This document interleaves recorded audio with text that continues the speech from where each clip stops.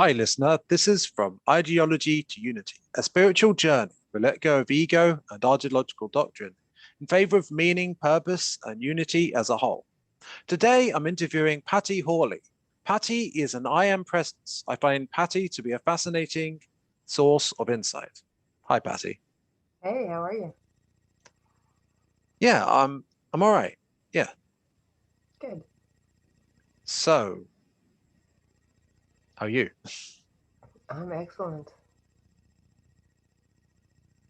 I'm feeling really well. All is well. So, how would you explain or describe your perspective? My point of view, everyone is divine love expressing through consciousness, which is condensed and streamed into a mind, body, soul unit. That's why we're each a unique expression of the divine. So we're all the I am expressing in form. So, there's a process that we go through by which where we come from being an ego to transcending ego. How would you explain that process? We don't transcend ego, we flip it. We flip it from being focused on the objective world or all the objects in the world, all the physical stuff, and we flip it to the subjective, which is the spiritual stuff, because everything in the physical world flows from the spiritual world. And so, if you're living in the what I call son of man phase or the unawakened stage, then you truly believe that you're a limited physical human being and you are totally focused on the hamster wheel life that we're all conditioned into. But once you awaken, then you realize, wow, I'm a spiritual being having a human experience, and I can connect to source energy, the infinite field of all possibilities called the I am, and I can draw from that field and manifest from that field the ideal life that I desire. Thank you. And what is the purpose of suffering? The purpose of suffering, it's sort of like, when you're bowling and they have the bumpers, it's like because there is the veil of forgetting, we don't remember that we are one with Source. Like Jesus said, the Father and I are one. So the Father is I am, the infinite field, and we are that infinite field, but in a finite form. We can't express all that is all at once. So God is expressing all that is through all 7 billion people in all the forms. So we each have our unique perspective. So, but we did choose a life theme, and our soul is on sort of an evolutionary journey. It's a dream, though, because we were never born, we can never die, and we're never ever harmed. So, to answer your question, suffering is sort of to get you to turn around and look within. Because if you're so focused on objects, the more focused on objects you are, the less focused on the subject that you are. The subject is I am, your true self. So the further away you get from the source, the more pain and suffering you experience because source doesn't want you to get too far away from it. It doesn't want you to suffer. So it tries to give you hints every now and then to get you to turn in. But some people are stubborn and they have to hit rock bottom before they finally, it's a suicide or it's an alcoholic that loses his whole family or whatever, until they finally turn within to God, to I am, to source. So that's the purpose of suffering, is to get you to turn within so that Is you realize your suffering true self. catalyst? It's a catalyst, yes, very much so. Like a cattle prod. Turn within. Look within. You're getting too far away from me. Focus on me, the I am, and you can have a more abundant life. Because And what's the purpose? I am the way. I am the life and the resurrection. So yeah. What's the purpose of the veil? The veil? Yeah. Yes. Because in order for consciousness to expand, it has to contract. And so this third density is the human level. So I am contracted into soul, mind, body unit at this human level of awareness. And the purpose of this is to raise human awareness back up to divine awareness. So this is a game. We're all playing a game of life. light in form expressing. And the goal of the game is to remember you're the one and only I am, expressing as Patty or expressing as Nicholas. So why go through the process of forgetting, having all this ego, and then remembering who you really are, as opposed to just never experiencing ego in the first place? Because you wouldn't expand consciousness. It wouldn't seem real. If you knew you were just playing a game, you'd half-ass it. But if you think it's real and that you're really going through all of these experiences, then you're going to have to think and feel and solve problems and things like this. And so you expand consciousness in that. You only expand consciousness when you have a challenge, right? So the suffering can be like a challenge. Like, look, in the Dark Ages, there was no electricity. So then, we had the inventors that gave us light. So everything is an evolution of consciousness. But don't look at all of humanity as one being. So it's the evolution of humanity from seeming duality back into unity, because duality is an illusion. The subject split in two and became subject object because there is only consciousness. There's only one. But in order to have the appearance of duality and to have relationship and to be able to learn and grow and expand awareness, you had to have seeming other. So Why does consciousness expand awareness? because consciousness is awareness. Consciousness is awareness of being. And God is a Greek word for pure awareness of being. So, in other words, God is just I am prior to thought, prior to feeling, prior to imaginings, prior to belief, prior to stories, prior to memory. It's I am. Nothing attached. That's why it's undefined, unnamed, and formless. We are that formless awareness streamed into a soul, mind, body unit that takes a form. And that's what Jesus realized. He's like, oh my God, the Father and I are one literally. I am that I am expressing as Jesus. And with that, he wiped out all the beliefs. That's why he didn't believe in sickness and he could perform those miracles, because he didn't recognize sickness, because it wasn't real. It was all illusion, because this is an illusion, because it's not real, because all that's real is the I am, which is infinity. It's infinite. It's absolute. Okay, so this stage is third density. Is this stage about learning to wake up? Yes, it's learning to wake up and come back to the vibration of love, And because what's conflict is what the ego is all about. It's about separation and conflict. Dog eat dog, look out for number one. And you've got to realize the unity of everyone. And when you do, when you realize it's all one, like you really are the I am, and I'm the same I am, just wearing a different mask, different name, different form, different beliefs. When you recognize the oneness, I'm not going to go fight you or beat you up or argue with you. You're one with me, and there's only unity, harmony, and love in unity. I mean, so yeah, but there's so many people that the souls are still asleep and they haven't woken up to this truth of their being, and so that's why conflict still is occurring. okay? What's the purpose of the fourth density?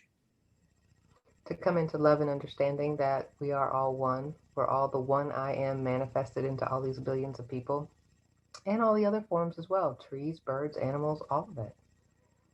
Right. Consciousness is So the substance and form of all that is. so at the beginning we just come to love, and then we learn all the intricacies of love, essentially. Yes, there's this is the third density. It goes up to a seventh density, and then we graduate third density and we go on to higher realms of awareness and creation where physical bodies aren't needed. You're just in your light body. So this is the only human incarnation into a physical form. Okay. If positively polarized fourth density would be learning about the intricacies of love, how does that differentiate from the negative polarity of the fourth density? I haven't read the Law of One. All I know is what Aaron Abke teaches on his channel. So I don't really relate to that negative and positive polarity. I just know there's either love or fear. and positive emotions and negative emotions, or the oneness, or you still in separation. So it's either unity or separation and all the derivations within that.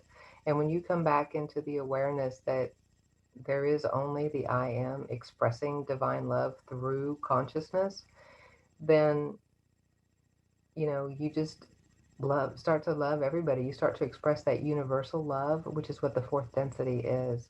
It's coming back to that vibration of love, and you know that you are love itself. And when you are love, that's all you can express. And so you wouldn't even think of harming another. It's like just living by the golden rule. And then your beingness exudes that love, and it automatically draws people to you to help them to awaken, because they're going to be like, what are you doing? How come you're always so happy all the time? How come everything always works out for you? It's because I'm in my natural vibration of love, and love conquers all.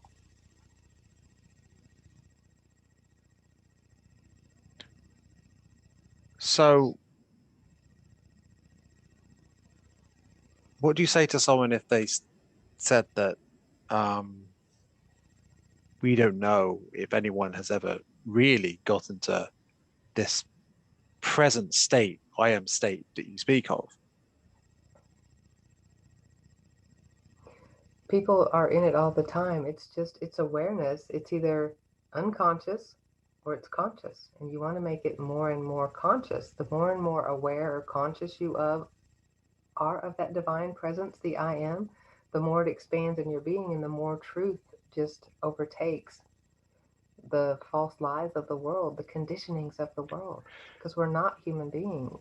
We're hybrids. We're spiritual beings having a human experience. But it's all like in a virtual reality game. And the name of the game is increase your awareness, and then you have a better gameplay when you do. So, what was your experience with how you came to learn the truth and expand your awareness in this Well, lifetime? I did gather self knowledge. I've studied a lot of things. I am a metaphysician, so I studied metaphysics. I also studied transpersonal hypnotherapy, the Silva method, theta healing, Carl Jung's work. I've studied many, many things. I can't even remember them all now, but they were all stepping stones for me. With each learning, it was like shedding another layer of false conditioning, and then it was just like, wow, I'm studying A Course in Miracles right now this year, and we're on lesson 111. And this past week, it's just really opened it up to me to where I'm like, oh my God, I'm divine love expressing through pure awareness of being, which is called I am.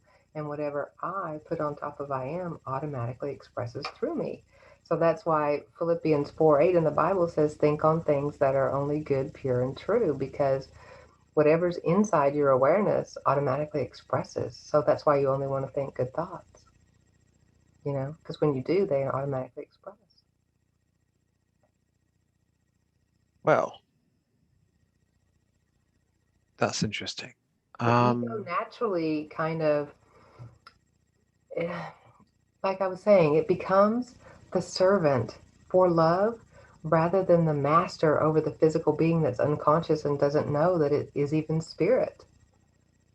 right. So when you're Okay. unaware, when you're in that son of man phase, when you really don't know that you're one with God, like if you're in some religion and they're telling you God's some guy up in the sky who's watching you and punishing you and all this bullshit, um, then you really think you're like a grasshopper rather than the master of your own destiny. Is it a bit, is there, I have this idea that the law of correspondence applies here, where the idea that there's a left and right brain, the master, the, the, the master being the right brain and the emissary being the left, syncs up with the the ego being the, I guess you could say, an emissary or working for the the the I am presence, but only once its love has been learned, right? Yes, Does that make the heart chakra has to be open. Yes, let me share with you this, because this is what I learned in hypnotherapy way before I woke up. You're right. There is consciousness, and because they call the mind the conscious mind and the subconscious mind. The conscious mind correlates with the left brain hemisphere, which is the one that's focused on the objective world, all the objects in the world, so the physical life only. Whereas the subjective mind, the right mind, also called the subconscious mind, is the one that's hooked up to spirit, and it's the one that's hidden, and it's the one that stores all the beliefs. Okay? As a man thinketh in his heart, so he is. The subconscious mind is located in the heart, but all the beliefs that it collects through the conditioning of the mind body unit in this lifetime get stored to all the different chakras. So the root chakra, things that are related to sex and survival, the root chakra, the next, that's the red ray. The orange is, I believe that's relationship to self. And the yellow ray is your personal power. So that's the personal will, the will that you think you have as a human being.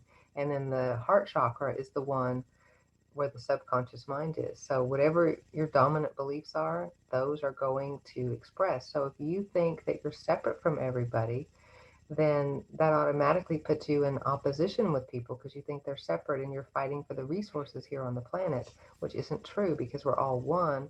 And if everyone were aware of the oneness, then everyone would do what they loved and everyone would be in their perfect expression doing what they love. And we'd all be happy and harmonious because everyone doesn't want to do the same thing. So everyone will be doing what they loved and earning a great living from it. And we'd all be in harmony. And then the upper chakras are the spiritual chakras, which the throat is wisdom and authenticity. It's you speaking the divine. The third eye is really crucial because that's imagination. It's either unawakened, and so you're doing all these vain imaginings, thinking of desires, thinking your happiness depends on you getting this desire. So, in other words, outcome happiness, or and that separation. You're thinking, oh, I have to get a job, I have to make money. You're just focused on the outer world only, not realizing that you are this spiritual being and everything is already provided to you. So when you awaken, imagination awakens, and now you see the world as it really is. The outer world is a mirror to your inner world. So the outer world is showing you what beliefs that the ego still holds, and then you begin to transform that back into love. And then you can walk as God on this earth because you know that the Father and I are one, just like Jesus did. Right. Thank you for that. That clarifies things. Could you give an example um, to illustrate that in a sense that might be relatable in a way that is not merely abstract? Sure, I can, because a lot of people, what keeps them in survival mode is money, because money is a big thing on this planet. And so I am a CPA, certified public accountant, and I worked in the field for a while, but I got sick of the rat race. And plus, I was highly intuitive, and I would share my intuitions with people, and then they wouldn't listen, and then they'd get screwed, and then they'd beat me up, and I just got sick of it. And so I left the rat race, and that's when I studied metaphysics and all this stuff, and really knew more about the truth. So back in 2010, I hadn't worked for about 3 years, and I started feeling a little guilty about it. So I said, man, I want to bring in some money, but I don't want to work because I love my freedom. And so then I had remembered watching the movie The Secret and that little Australian guy in the movie that said, I want to get checks in the mail for free. And so I thought, I remembered that. That streamed into my awareness. So then, knowing what I know about conscious manifestation from studying Neville Goddard, all I did was I took that idea, which came from God anyway. All ideas do, because everything is for our evolution. So if you get a desire and you go for it, it's going to automatically bring up these distortions, these beliefs, so that you can clear them, right? So I got the idea, hey, why don't you just manifest some free checks in the mail? So I thought, hey, that's pretty cool. And I was in an extremely high mood that day, so I just accepted it. And so I went in my imagination and I just declared within my being, yeah, I get free checks in the mail. And I just felt gratitude for already receiving these checks. And I had the full faith that they would just turn up. I didn't care how they would show up. I didn't know when they were going to show up or anything. And this is part of what Neville teaches. You just go live in the end of already having your desire. Okay. So I did that. And then I just completely dropped it. This was in October 2010. At the end of that month, we get a letter in the mail from Chesapeake Oil Company. Unbeknownst to my husband and I, um, his parents own a 1,000-acre ranch that Mark's grandfather bought that got inherited by his father. And they tried to drill for oil back in the 70s but couldn't find it. But now, with the new fracking, they had approached my in laws about drilling for oil and they found oil. And, you know, Chesapeake keeps 80% of the proceeds because they do all the work and they give the landowners 20%. Who's to say that my thought about getting free checks in the mail didn't go across these ethers, hit my mother in law, who said to her husband, you know, Doug, we don't need 20%. Why don't we keep 10% and give each of our 5 boys 2% mineral rights for this oil and gas? So the very next month, here I had this thing getting free checks in the mail. In November, we get a check for $17,525.20. And then the next month, we get a check for $11,000 and something. I've got it all in a spreadsheet. And what's funny is my husband, when that second check came, he's like, oh, baby, don't get your hopes up because, you know, it all depends on the prices of oil and the fluctuation and all of this. And I looked at him and I said, you can't think like that. You got to think you're the next Jed Clampett, you know, like from the Beverly Hillbillies. And then he started to argue a little bit, like bring in more of his stuff in it. And a little voice in my head said, don't resist him. Let him believe whatever the hell he wants to believe, but you and I are going to amplify this abundance. So I learned there, do not resist. Let people have their opinions. We're going to do this. And yeah, it amplified big time. So, and we're still getting those checks today. So that's a concrete example. So I guess you could say, now that I know that I'm awake and everything, I'm on the divine payroll. Okay, does sound pretty cool. It Suppose is. someone is aware that they have resisted or created resistance or acted in resistance to Yes. someone else Mm-hmm. disagreeing with them. Yes. What's your advice about for someone who's aware of that? What you do, normally that awareness happens in hindsight, not in the moment. So then what you do is your imagination is your power. So you go into you get still first. You take a few deep breaths to get out of your reptilian brain, the fight or flight program, if you were in it. And you get still and you drop into I am. Because remember, I am is prior to all forms. So in essence, I'm letting go of my ideas of Patty and I'm dropping back into the I am. So now I'm completely unconditioned again. Okay. And now, after I know that I'm there, and I know that I'm there because I feel very floaty and expansive, I do not feel my body anymore at all, and my mind is completely still and blank. But prior to going into this stillness and this silence, I've imagined my end scene. I've mapped it out on paper, and I've kind of memorized what I'm going to do and what I'm going to see. Because what you want to do is you want to get your senses involved with it. Of course, everyone is different because sometimes I can just declare it in my being and it's done, you know? So you get still and silent and drop into I am. Now you run the scene in your imagination. So you take the scene of the argument or whatever, how it went, and now you replay it in your mind the way you wished it had gone. So in other words, it was all harmonious. There's no argument there. So you rerun it and you do that. You rerun the short little snippet of the scene over and over in your mind. See, be transformed by the renewing of your mind. So you're renewing your mind with the way you wanted it to go. Okay. And what happens when you're doing that is you're changing the energy of that conversation because there is no past, present, or future. Everything is here now, and time is an illusion. So you're actually rewriting that energy. You're washing it with love and you're rewriting it, making it harmonious now. Okay. So what happens is you run it over till it feels natural and then you just fall asleep or take a short nap. Okay. And then you'll be amazed the next time you see that person, they'll be harmonious with you. There won't be the discordant energy there because you've revised it. You changed your mind about them and the situation. So it's gone. The new harmonious replaced the old discordant. And so when you meet them again, I would be surprised if the energy wasn't changed. The only way it couldn't be changed is if then your ego, the physical self, came in and was in remembering it the way it did happen in the physical realm. Because see, you've got to remember everything in the physical flows from the spiritual. So imagination is the inner spiritual body. So if you changed it in imagination, it changed it here. But if your human part comes in and still believes it was the old way, then it'll screw it up.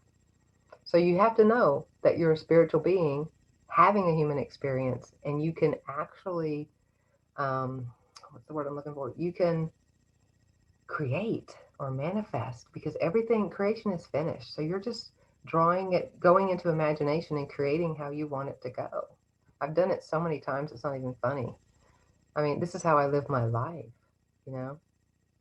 I just know that everything in my physical flows from spiritual. And so I, um, I manifest it consciously. It's a difference between conscious manifestation and unconscious manifestation because you're manifesting all the time because you're thinking and feeling and imagining whether you realize it or not. The key is to catch yourself doing it and then do it consciously. Does that make sense? Yes, it does.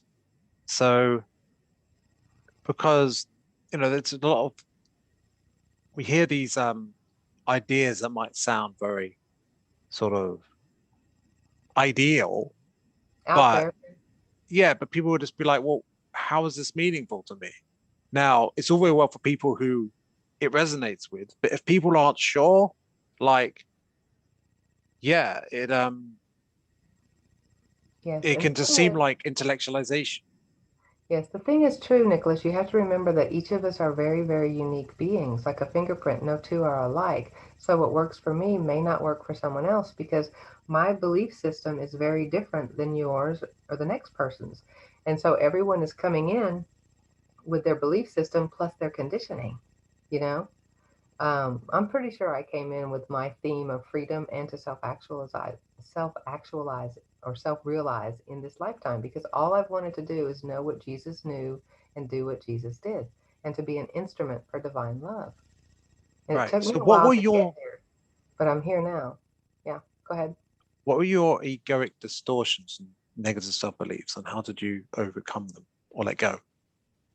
Um, the prevalent ones were judgment of others because the first 25 years of my life was really easy. I was doing what Neville taught, like using my imagination consciously without realizing that's what I was doing. But I've always been one to connect the inner world of causation to the outer world of effect.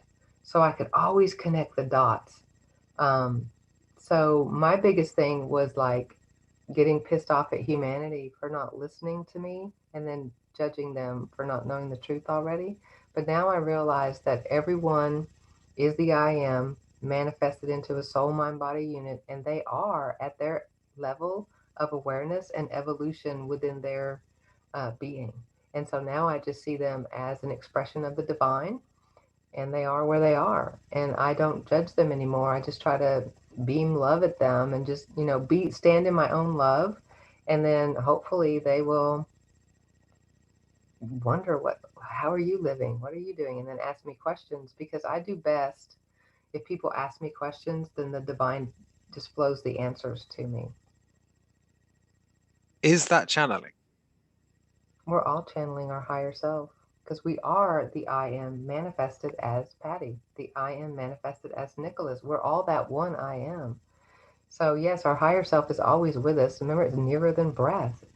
The I am is our awareness of being, and we've conditioned it. The kicker is to uncondition it so that you can be free. Right. Yes, right indeed. I mean, that's what the ego is if you really want to get down to it. It's the conditioning that blocks the free expression of I am. Because I am is naturally love, it's naturally abundant, naturally free, naturally happy, naturally harmonious.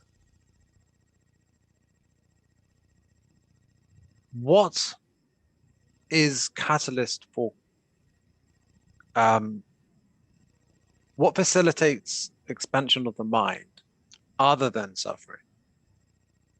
Awareness. I mean, this is why I studied the hypnotherapy and I learned so much in that. That's how I learned about the different brainwave frequencies, because a lot of people, when they're just focused on the physical, they're in beta brainwave, which is alert, awake, and a high beta is people that are stressed out and in overwhelm, where a lower beta is, oh, they're calm, they're relaxed, they're aware, they're more in presence.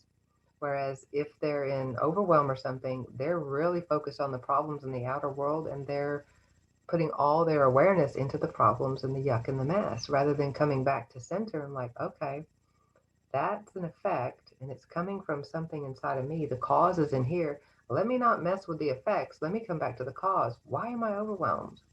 What's causing that overwhelm? Oh, it's my thought that I'm a limited human being. Wow. You know?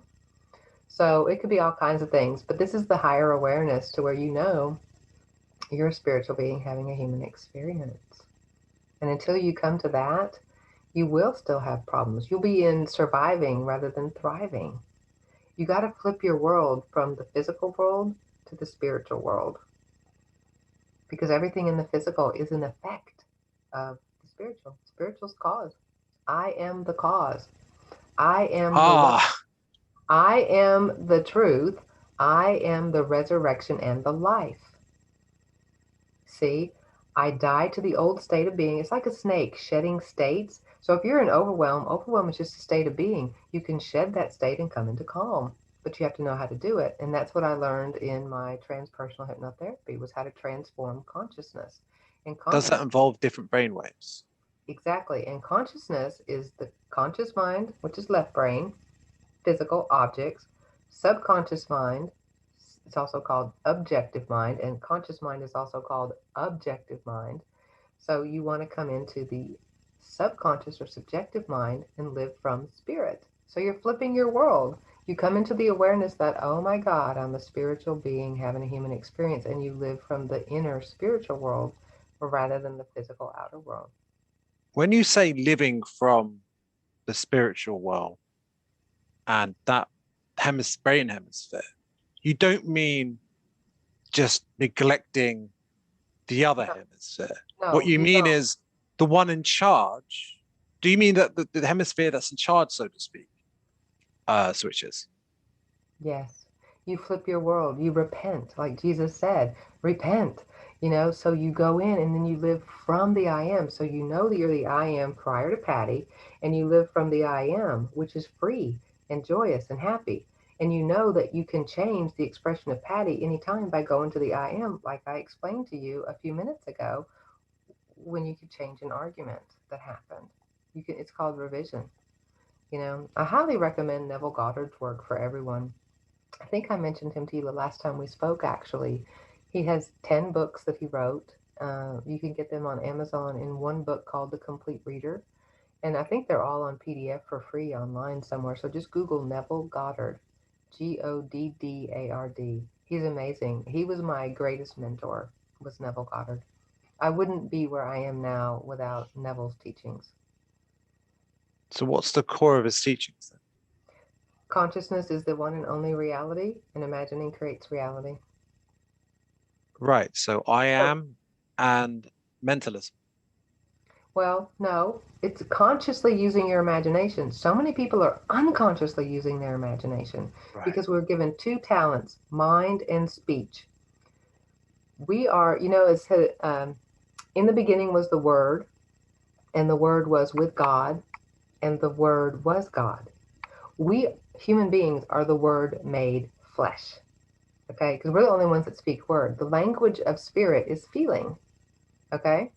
So imagination, notice it's between the left and the right brain hemisphere, so it's recording and writing on here, because whatever, it's like I am is stillness and silence, and its imagination is the movement that can go move I am, the awareness, your awareness, into any already created state of being, so you can move And into that, okay, this feeling movement, is it the vibration of the frequency? Was what the it word like a vibration, a wave or something? It's an undulation because humanity speaks words. Okay. So you know how everybody does that self-talk all the time? We always are inner dialogue, right? We all have those, and sometimes one's a critical one, that's the judge. Another one's benevolent, whatever. You know, we all have those little different voices in our head, sort of like our conscience. And what it's doing is it's telling us, do this, don't do that, say this, don't say that. It's our conditioning. And so you've got to get that out of the way and let the voice of intuition come in to where you're always being guided by your higher self, which is the I am. The I am is our highest spiritual self, manifested into a physical self. So we're two beings in one. We're the Father, the I am, and the son or daughter, the manifested form. Me stands for manifested energy. There's no other God beside me. Manifested energy. So, it all gets back to knowing what Jesus knew. The Father and I are one. When you know that unity of consciousness, now you're connected and you get the downloads and you get the intuitive hits. You know what to do and what to say. Just like how I was imagining getting free money somewhere, and then that, why don't you do the checks? And then it worked it out. I didn't do it. I of myself can do nothing. The Father within doeth the work, because the Father is the awareness. And whatever you put on top of I am automatically expresses in your world. So I had full faith I would get those checks, and that's why it expressed. Someone that's in victim mode, like I know this woman, like she's super angry, and she feels gaslighted by her parents and everything. So she's super in victim mode, right? And that's where she's stuck, and she has all these stories about what her parents do to her, and it's like she's putting those on top of her I am, and so of course they have to express. So until she changes her story, her body of beliefs, she's going to keep getting the same thing happening to her over and over, and it's causing her suffering, and she's going to keep getting the same damn thing until she says, okay, I've had enough. And then she finally turns within in a moment of surrender. And then when she's finally given up, she will get a divine intuitive hit of what to do from her higher self. Right. Yeah. Yeah. That's how it works.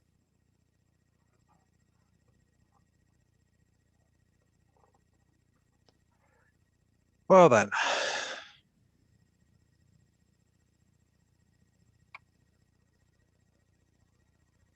It's all about transforming your mind. Be transformed by the renewing of your mind.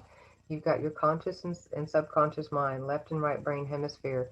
You've got to look at the mirror, the outer world that's showing you what you believe, and they're showing up as people, conditions, and circumstances in your life. Don't look at them as people, conditions, and circumstances. Look at them as, those are my beliefs embodied as other people, and whatever they say to me, if it pisses me off or triggers me in some way, they're showing me either an unhealed wound or a belief that I'm still holding. And that's right. their gift to you. Everything in the outer world, I call love light offering victory everywhere. Okay, so light is offering victory. But in Everywhere. another sense, we're dancing with the Father and are the Father at the same time, Exactly. and the I am presence. But Hmm. everyone's dancing with a different costume on, Yes. showing each of the other dancers, or at least the characters that those dancers are playing. Because think of it like a musical, let's say, Yes. like what it's reflecting to everyone else, or at least the What they state of the believe. character. Yes. Everyone else is reflecting. It's the divine play. I love that, the musical, and we're each the I am playing a unique character, you know, and everyone else is showing us about our character, what we believe, what we've accept. Um, It's character growth. It's the plot, right? yes, And we're that all maybe in the the hero's divine journey play. in a circle is like dancing in a Yes, circle. exactly. And you think of like the yin yang sign, the black and the white, the dark and the Mm, light, because you cannot see white on white or black on black, right? You have to have contrast. And so yeah. that's why there's villains and good people, because the villains show you whether or not you're in love. Because if they're playing a villain, you could accept them and see the unity and know that they're just playing the darkness, right? Right, but what So if, you I mean, love do them you, for their role. You love them for playing that role, because it's kind of painful to play a dark role sometimes. You can get are there ostracized. some people who are playing a light role from their perspective, but a dark role from someone else's perspective? Exactly, because that's a very good point, Nicholas, because we're all seeing the world from our own unique lens, our own belief system. So this is why this earth is sort of like the Tower of Babel, because different words have different connotations and meanings based on how people perceive them. Like over in the UK, you guys say torch, you mean flashlight. Over here, I would think you're saying a stick with a flame on it. You know, it's that. And like you say nick and we say steal. Nick to me is like if you're shaving and you nick yourself. Oh, So we have that here as well. you have to make sure that you're on the same page with someone meaning wise, because everything in this physical world comes with no meaning. We, as individualized I ams, give everything its meaning. This is one of the lessons that it teaches in A Course in Miracles. So we really want to become like a little child again, because you think like a little child just sees everything with brand new eyes and wonder, and they're not labeling anything. We label something like, oh, that's a tree. And we're like, oh, but a little kid is like, oh my God, look at the tree, the trunk and the branches and the leaves, and oh, look at the red berries. Oh, it's gorgeous, or whatever. Whereas we're like, it's a tree, been there, done that. We don't see the beingness, the aliveness in it, because God's in that tree too. But often the process involves diverging from the way and getting suffering, and then you get there. But eventually, maybe people will just get straight there if there's a tipping point. People will awaken. I know this is the great awakening, right? There only has to be, like, there's 7 billion people here. I think only 1.65 million of us have to awaken, because that 100th monkey thing, because we're sharing one mind. There's only one mind here. And it's funny, when I was brushing my teeth this morning, I had the idea, this flowed in from divine love. Since we're one mind, I could just scream, wake up, everybody, and really believe that everybody was awake. And I wonder if that would work. Seriously, that thought popped into my mind, because like it talked about how Christ was one soul and he kind of balanced the planet because there was so much darkness, but his light kind of kept it in balance. But what Yeah. if you say wakey wakey? Because that's more playful, right? Anything.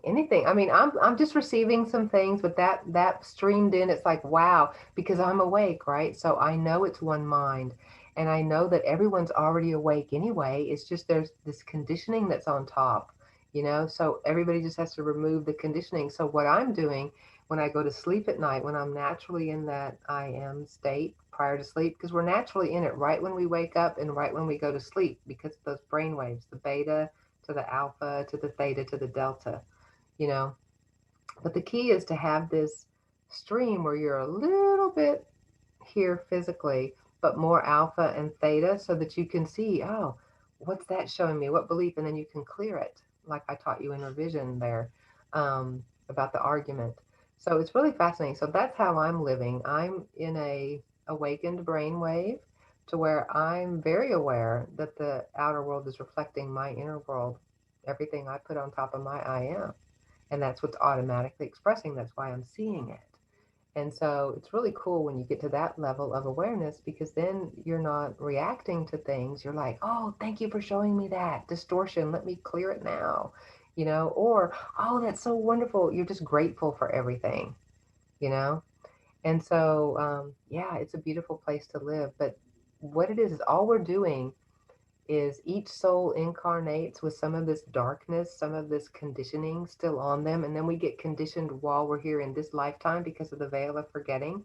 So our only job is to decondition ourselves, is to go from objective, conscious left brain mind, switch over to a dominant right mind, subconscious mind, subjective mind. Stay in the subject. The subject is I am.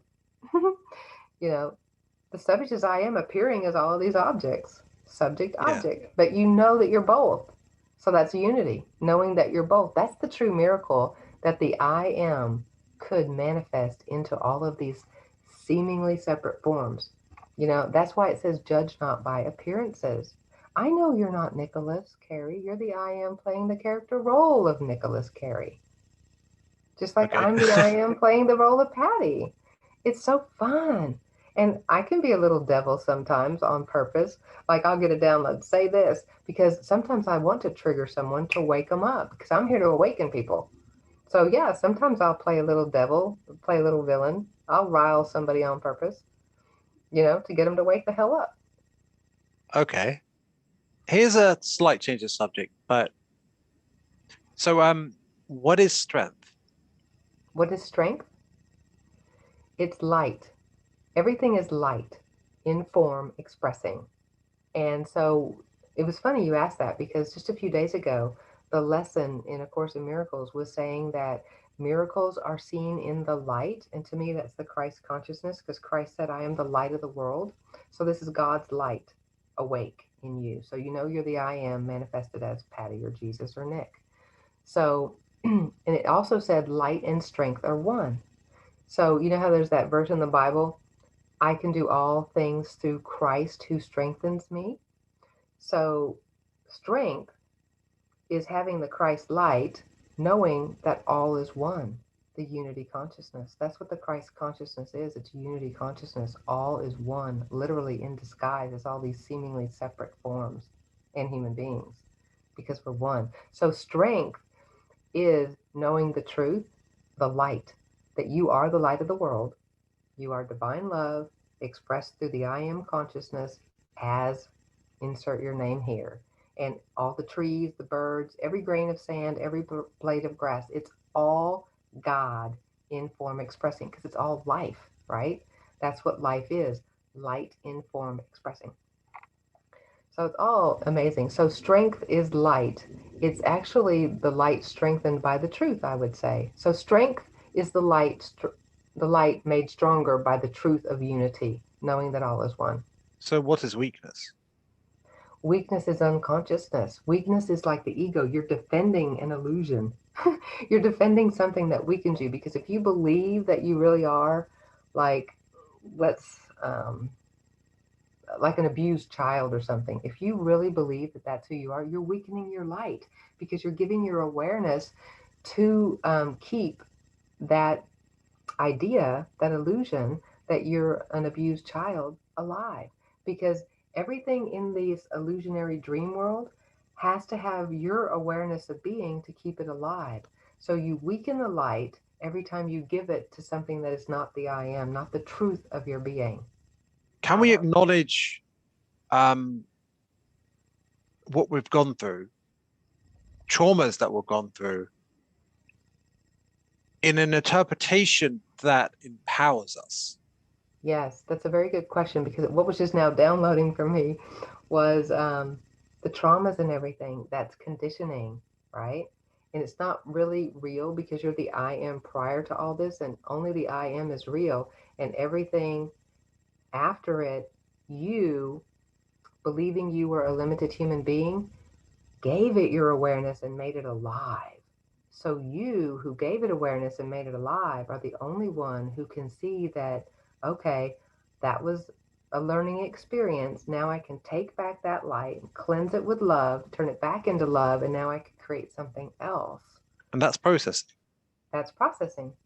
And that's being aware of the conscious and subconscious mind. It's sort of like, how they talk about the subconscious mind is below the surface, like the conscious mind is the tip of the iceberg and then the subconscious mind is the 90% below that. Have you ever Yeah. heard it like that? It's Carl Jung kind of. So subconscious, like a submarine, you can't see it. So all the subconscious mind, these chakras where all the beliefs are stored, all the conditioned beliefs, you don't know them until they appear out here in your world, and that's when you get to deal with them. So most people see the world and they get triggered or they get scared. Not me. I'm like, wow, what belief is that showing me? Ooh. And so that's So how I'm operating because I know that's one with me. That's my manifestation out there. It's what I put on top of I am. is the yellow ray chakra, The- below the surface. Yes. The heart chakra, the three lower chakras are related to humanity. Like if you believe you're a limited human, okay? The green ray chakra is the love that opens it up to the truth of its real being. And the three upper chakras are the spiritual being. So now, when you know you're a spiritual being, now you're in the flow. There's no more blockages. You've cleaned out all the distortions. You know you're a spiritual being having a human experience. And now you're just in the flow with the divine and you're receiving these divine downloads. And you know exactly what to do, what to say. There's no question. And when you see something, you just love it. You're like, wow, thank you for showing me that, you know? Right. What if there's the master and the emissary? That's one way of looking at things. What if the fourth and above chakras are the father and the bottom three are the son? Well, it's like the Son of Man and then the Son of God. You could look at it like that way because the Father can never be manifested. It's always unmanifest, undefined, unnamed. So that's why the Father and Son are one literally. We are the expression of the Father. That's why Jesus said, when you see me, you see the Father. When you see me, manifested energy, you see the Father, because there is only source consciousness expressing in all these multifaceted forms. That's it. And you know what? Let me Is let me there just say this. Hang on. Something came in when you were saying the master and the emissary. The emissary denotes um, like a conflict, right? Like an opponent. What does that perhaps? word mean to you? What does that word mean to you? Because that's what it. Um, to Yeah. me, it's like a servant or a messenger. Okay. Yes. It Look might at it. involve conflict, but not inherently. Okay. Perfect. Look at it this way. Like I said before, it's the light to the dark, and you cannot have a picture or an experience without that contrast of light and dark. Look at a movie theater, it's a white screen in a dark room. You could not have experience without the two, and that's why it exists. So we You can't must see white expose on ourselves white. to darkness. You can't see white on white, and you can't see dark on dark. And You have, so is the darkness a vital part of reality, yes, even if we choose the light? yes, it is, because the plan of salvation is we all awaken, right? And so for the ones that are awake, we're going after the ones that aren't awake and they're in the dark. They don't know they're the light, they're in the dark. What if someone chooses, what if someone were to choose a distorted, unloving version of awakening? Like, um, either choose not to awaken or to choose like the darkness as their awakening. Is that part of the overall plan of the universe for aiding the light? Yes, it is, because like I said, I haven't read Law of One, but I heard Aaron talk about it, and he said the positive and the negative polarity, either one is valid, and we're given the free choice to choose. And so who's to say that some soul who's played light characters said, I'm going to be a villain this time? Because it's all dream theater, right? It's all the I Right. am manifested into form for the evolution of consciousness. And who would go watch a movie that's all rainbows and sunshines? We want action, we want a villain, we want someone to overcome something, right? So this is the divine play. There's light and dark. And when you Right. realize that that's what's happening, then you're not mad at the dark. Yeah. When If this you is need to, all, yeah, you can accept the dark rather than you being can like, no, accept you're the doing it dark. wrong, which Exactly. is dark in itself. Yes, exactly. Because back when the game is over, we're all going to be high-fiving each other. Oh my God, do you remember back in you know, year three, I played this villain and I killed you? Because what Neville teaches is we were subjected to this game of life, and we're having to go through the furnaces of affliction. So we're going to play all the roles. So we're going to be The the Milgram murderer experiment. in one, listen, we're going to be the murderer in one lifetime and the murder victim in another. We're playing all the roles. And this is so that consciousness can expand. So each and every one of us is going to play all the different dream characters, and they're all in the Bible. So we're all going to be playing all these different characters and finally awaken imagination and be Jesus who knew the truth. And then we're going to become King Solomon who knows the truth and lives it and controls the four mighty ones. The producer, the author, the director, and the actor, the dream character that we're playing. So this is when you get to the stage where you know you're one with the I am. You go to the I am and you get to create your own role and write your own script. Is there a Jungian archetypal aspect to those four figures? I don't know. Unified. I guess it would be the Star of David. It's all connected because a lot of people think that this is from Neville now, and I really resonate with what Neville taught. And I took a deep dive into Neville. I mean, I studied him really hard for like 4 years. Neville said that David was actually the anointed one because David represents all of humanity, the Elohim, and the word Elohim means a compound unity. So doesn't isn't that cool? So that makes where all the I am manifested into form, because David is the son of Jesse, and in the Bible you want to look up the names because Jesse is a form of the word to be or I am. So Okay. David is the son of I am. So when David calls you father, that's when you know you're the I am. And you wake up and you realize, oh, I was the father and the son. Oh my God. You know, so it's pretty fascinating. Okay, there's a concept in Jungian psychology in the Red Book, which is so it's you know suppose you have an upside down a pyramid with four like a square kind of up Right. And then and the pyramid then is at the down, top like in a with the diamond shape. squares. Yeah. Imagine a diamond shape.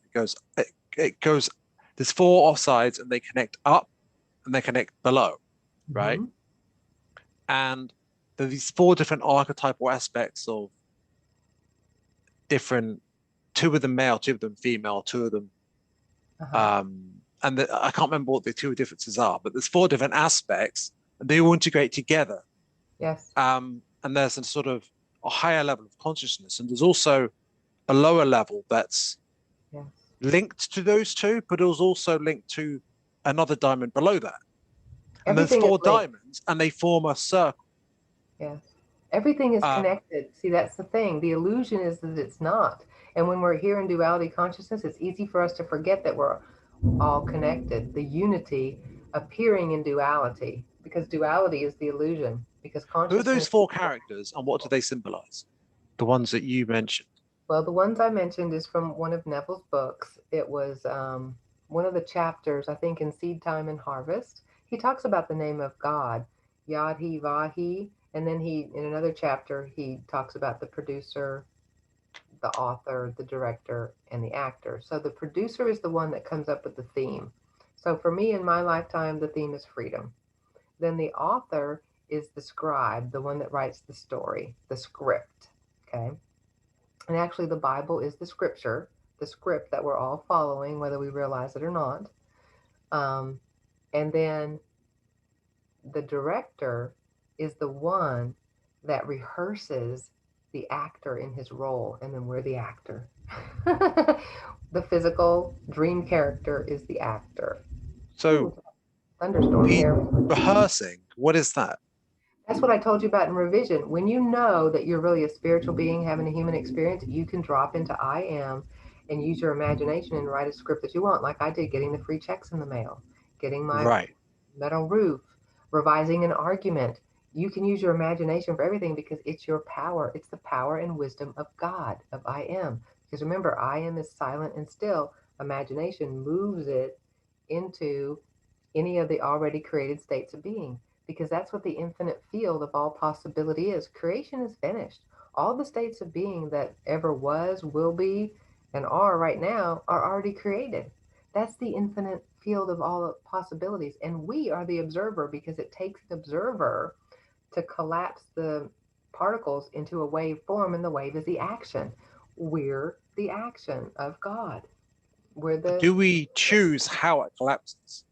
if you're awake and aware, you sure as hell can. But until you are, you don't have the free will to do that. See, that's what, you want to free your willpower from the human and bring it back up to the divine. So And then you're you're saying that quantum superposition collapse is um, mental, is manifestation. yes, you can I came manifest. to the same conclusion. Yes, I love conscious manifestation. That's one of my passions. I love it. I've manifested so many things, it's not even funny. Of course, I of myself can do nothing. I'm just going to I am, the infinite field. I use my imagination. I go to the end and then I drop it with full faith, knowing that it's already done.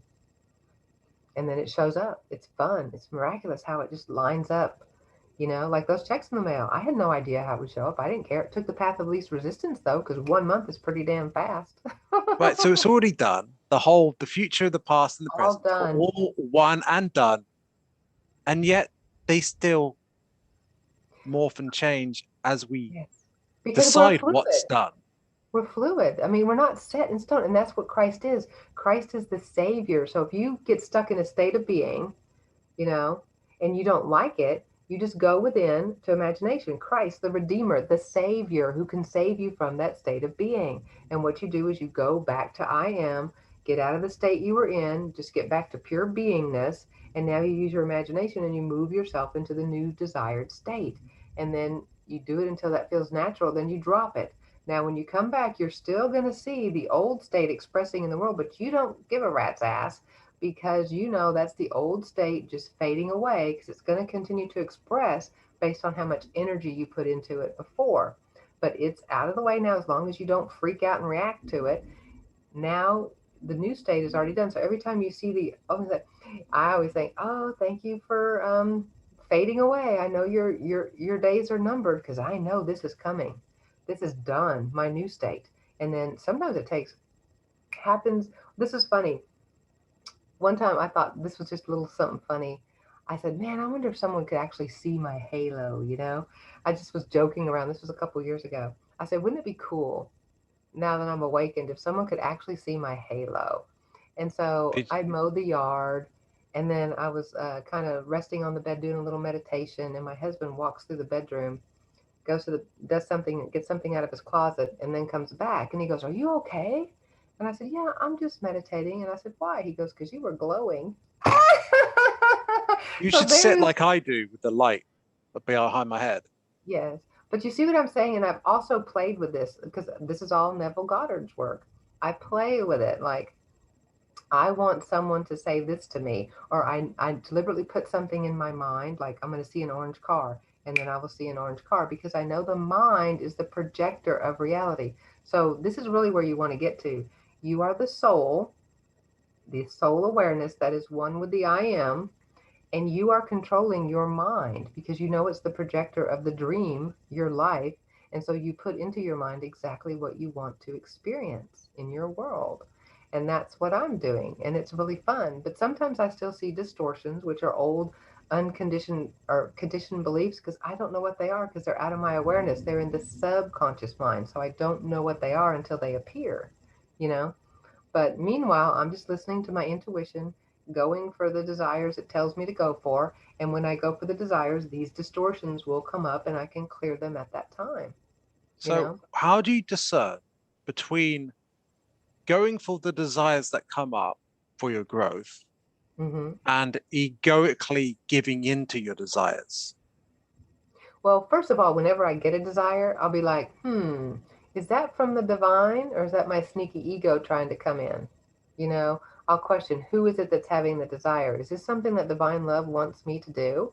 Or is this a distorted conditioning or something?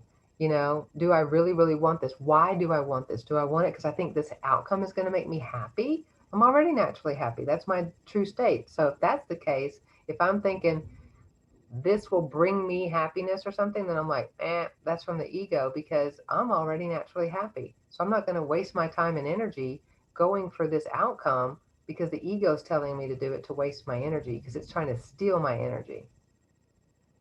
You know, So do you just simply ask the question and immediately you have the answer? not always immediately, but I get still. Sometimes it is very immediate because I'm higher up in consciousness. Sometimes it's immediate, or sometimes I'll be doing a mundane task like washing the dishes and the answer will pop in, you know? Can the ego rationalize and convince you that your reason for doing it isn't actually the desire, but is actually that it's for you? The ego can be sneaky because it's trying to steal your I am energy so that it can have life for its defensive programs. You know, because that's all it is. It's just the act of claiming and identifying. But once you're identified as the I am expressing as Patty, ego is not around that much, you know? Because I'm Right. So identified as the I am. I'm not identified as a conditioned ego. Very, what would happen if you didn't go with your desires enough? well, the thing is, I know that everything is for my own growth. So I'll just kind of weigh it and feel into it like intuitively. And sometimes I'll still go for the desire because I know that in the going for it, it's going to bring up distortions that I needed to clear. So for me, where I'm at now, it's like everything is sort of from the divine. It's getting me to see my own distortions, or they're just telling me, hey, this is a belief you got. Because I'll just say, what belief do I need to clear?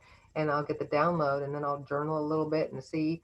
And I'll be like, oh, wow. And then I'll sit with the feeling if there's anything in my body that needs to be released from that past event or whatever. Or if there's something I need to revise, like switch out a belief that's not beneficial. It's the You know? most important thing, um, paying attention and observing yourself Yes, rather very, than what's the right action per se. yes. Because think about it. We're a soul, mind, body unit. So we can think, feel, and act. Kind of like what I was talking to you about earlier, where there's like water is a very good metaphor for consciousness because it can come in three states: the steam or ether, the liquid, and then the ice cube as the solid. So think of you take a thought, which is the ether, it's invisible. Then you mix it with the feeling, and the best feeling to mix it with is gratitude or love. And then those two together form a belief, and believing is seeing. It's like you took a film strip and stuck it into your mind and the projector, and then it's going to spit it back out to you. So believing is seeing. So if you put in specific beliefs like I do, you go to the I am and you say, this is the end I want. I believe I'm going to get checks in the mail. But for me, it was beyond belief. It was into faith because conscious manifestation is my passion. And so I just had to figure out who I am and how life works. And now I figured that out. And so I just live that way. I live How from do the you inside out. I live from how do spirit. you avoid outcome focus when you choose an outcome you want to manifest? Say that again. So there's a problem that, well, an issue that a lot of people, when they're dwelling in ego, might have is that they focus on the outcome. And but you said that you focus on what outcome you want to achieve when you choose what you're manifesting. So how do you The end manifest goal. without chasing an outcome? Well, I'm not doing it to chase the outcome. I'm doing it to prove that I'm the creator of my reality. The And it's, master and the emissary thing. It's you're doing it for the divine yes, purpose. yes. Yes, I'm doing it because I'm here to imitate my father because I'm the father in form. And what does the father do? He calls things that are unseen as though they're seen. And anything I need or want, I just draw it from the infinite field. I don't go look or try to chase down someone. Oh, you got to give me a job because I've got to earn a living. No, I'm on the divine payroll. You know, money comes to me easily. I am naturally abundant. That's our true nature. We don't have to work. You find out what you love, and I love to awaken people. I love to give people aha moments. I'm here to spread the divine love and hopefully wake people up by sharing this truth of who you really are and how How do you life find what works. you love? Be still and ask. And plus, a really good hint is like when you were a child, what did you love to do? And for me, I just loved mind stuff. Like I loved telepathy and mind reading and just, intuition and all that good stuff. So whatever you did when you were a child that brought you joy, that's a big, big hint into what your purpose here is, because you're supposed to do what you love. I used to like imagine fantasy worlds and stuff like that. Sure, we all fantasize. That's imagination, because that's who we really are. We're really imagination, either asleep, going for outcomes, or awakened, knowing we can have whatever the hell we want because we're in the kingdom of heaven. We are the kingdom of heaven. All is within, not without. So I'm not chasing outcomes. That's the difference right there. I'm not a little human limited being chasing an outcome because I think that will fulfill me. Mm-mm. I'm a spiritual being knowing I'm one with the Father and the whole kingdom is already mine. So I'm getting still, I'm going within, and I'm placing an order for what I want. And then I know it comes because the Father wants to give it to me. Because I of myself can do nothing.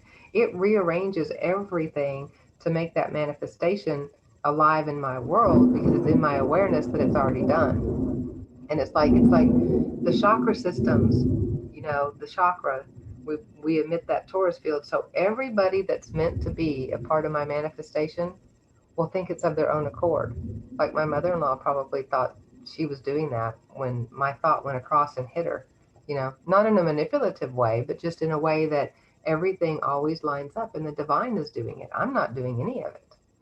I of myself can do nothing. The Father within doeth the work, and the Father is pure awareness of being. And when you recognize yourself as that I am, then you're back in heaven. And you can literally be, do, and have whatever you desire. And desire is of the Father. Because you think of a horse, sire, they sire a horse. We're the offspring of the Father. And so anything, it's of the Father. So the desire to get the checks in the mail was from the Father, you know? I'm Yeah, just yeah. That accepting the gifts and then I'm believing them in, if you want to see it that way. I'm curious about the symbolism of the timing of the lightning, no, the thunder. Oh, yeah, we're having a bad storm here right now. Does anything come to mind about what it symbolizes? No, because I'm not controlling any of it. What comes into my world, it's really kind of weird because that was how one of the things, that's something that a human does is they try to explain everything, like rip Jesus's coat in shreds and try to explain it away. Ah, so When really synchronicity, what is it? everything is going to be unique to the individual because we could see a same storm, you could interpret it one way and I would interpret it a different way. We just each need to stay in our own energy and just be the love that we are and see everyone as Ah, the divine in disguise and try to just have a conversation with them and just be the love that you are. so And synchronicity is like special effects that each um actor viewer interprets differently yes, for the interpretation, and it's for each actor to be interpreted differently as well. yes, Tower of Babel. Hmm. So I'm getting to a point where I'm going to have to end the episode. But Okay. is there anything you'd like to communicate before we finish? Just really, really, really flip your world. Begin to live from the subject, which is I am, prior to who you think you are, and know that you are divine love expressing through consciousness, which is the cause and substance of all that is. And then you are the dream character dreaming the life, and you have direct communion with the Father. And so be in stillness and silence and commune with the I am and learn about yourself and clear your distortions, and then you will just be in the flow with life and be living by grace and intuition and be guided rather than trying to fight and struggle and figure things out. There's nothing to figure out. You're pure love manifested into form expressing. That's who you are. Thank you very much for that. It was a pleasure talking to you. And Well, yeah, I'm sure I'll talk to you again. And if yeah. you enjoyed listening, well, have a great day. Bye for now.